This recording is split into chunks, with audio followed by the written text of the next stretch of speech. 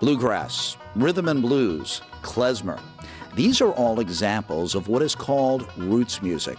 This music came to America from all over the world, from Africa, from Eastern Europe, and it became a big part of the American experience and American culture.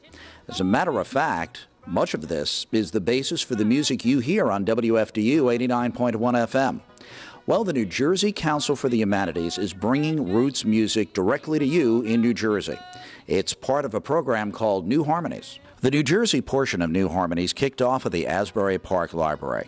Instruments, old album covers, biographies, and profiles tell the story of roots music. It's an excellent opportunity for local communities to really celebrate their musical heritage and their history by bringing the exhibit to them. So for people in New Jersey who are not able to get to DC, it's an opportunity to see this exhibit and to see the riches of the Smithsonian, but it also becomes an opportunity for the community to celebrate in their own space their musical heritage and history. Roots music is very much tied to politics, history, and ethnicity in the United States. For example, you may not have known that the banjo originated in Africa. In America, enslaved Africans recreated the familiar instrument to console themselves with the sound of home.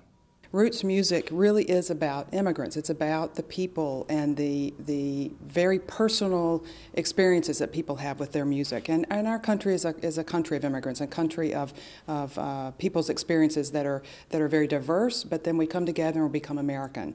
And I think American roots music is a way to celebrate our differences, to celebrate our heritage, but at the same time to celebrate what makes us American and to learn something about each other because of the music heritage that's in our families maybe, but at the same time to celebrate it as American roots music.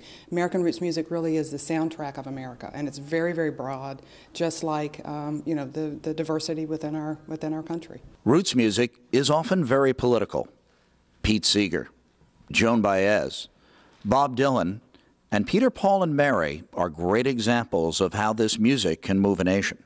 What I want them to learn is that music is a part of our nation's history and that it's a way to tell a story of people and immigration and politics and culture. It's a really interrelated, interwoven story, so that what this exhibit helps us understand is that America is a nation of immigrants, and each one of those groups has come to this country, brought its own musical traditions, and then in the place of America has created something wholly new and different. So this exhibit looks at country music, bluegrass music, African-American spirituals, all things that are really intimately related to the American social context. Appalachian mountain music remained relatively free of outside influence for generations. Music has been the soul of Asbury Park since it was incorporated in 1890. And really that happened because we have just succeeded at many different genres, from the big orchestras in the early 1900s to big bands in the 20s and 30s to jazz, rock and roll, and even today this new music continues here, and we're a center of the new music here in Asbury Park. New Harmonies is going to be traveling all over New Jersey throughout the year 2011. If you want to know more about what's in the exhibit and where you can see it, just go to www.njch.org. For WFDU FM and the New Jersey Council for the Humanities, I'm Bob Mann.